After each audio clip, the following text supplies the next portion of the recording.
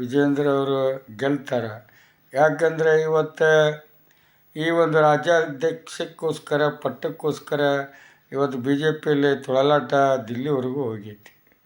ಇವತ್ತು ದಿಲ್ಲಿ ಗೆದ್ದಿದ್ದು ನರೇಂದ್ರ ಮೋದಿಯವರು ಇವತ್ತು ಕುಂಭಮೇಳ ಆ ಒಂದು ವ್ಯವಸ್ಥೆಯನ್ನು ಮುಂದಿಟ್ಟುಕೊಂಡು ದಿಲ್ಲಿಯಲ್ಲಿ ಇರ್ತಕ್ಕಂಥ ಎಲ್ಲ ಭಕ್ತರು ಅಲ್ಲಿ ಹೋಗಿ ತಮ್ಮ ಒಂದು ಪಕ್ಷಬಲನ ಬೆಳೆಸಿಕೊಂಡು ಇವತ್ತು ದಿಲ್ಲಿ ಚುನಾವಣೆಯಲ್ಲಿ ಜಯ ಗಳಿಸಿದೆ.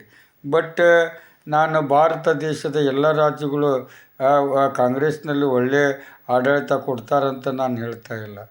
ನನ್ನ ಕರ್ನಾಟಕ ರಾಜ್ಯದ ಒಂದು ವ್ಯವಸ್ಥೆಯ ಬಗ್ಗೆ ನಾನು ಕಾಂಗ್ರೆಸ್ಗೆ ಹೆಮ್ಮೆ ಪಡೋಂಥ ಬಸ್ಯ ನಾನು. ಯಾಕಂದರೆ ಇವತ್ತು ದಿಲ್ಲಿ ಗೆದ್ದೀನಿ, ಕರ್ನಾಟಕನ ನಾಳೆ ಗೆಲ್ತೀನಿ ಅನ್ನೋ ನರೇಂದ್ರ ಮೋದಿಯವರು ಕನಸು ಕಾಣಬೇಕು. ಸಿದ್ದರಾಮಯ್ಯವರು ಈ ಒಂದು ಕರ್ನಾಟಕದ ಒಬ್ಬ ಸಂವಿಧಾನದ ಸಲಹೆಗಾರಾಗಿ ಆ ಒಂದು ಶಾಸನದ ಸಲಹೆಗಾರಾಗಿ ಈ ರಾಜ್ಯದ ಪ್ರತಿಯೊಂದು ವ್ಯವಸ್ಥೆಗಳ ಸಲಹೆಗಳನ್ನು ಕೊಟ್ಟು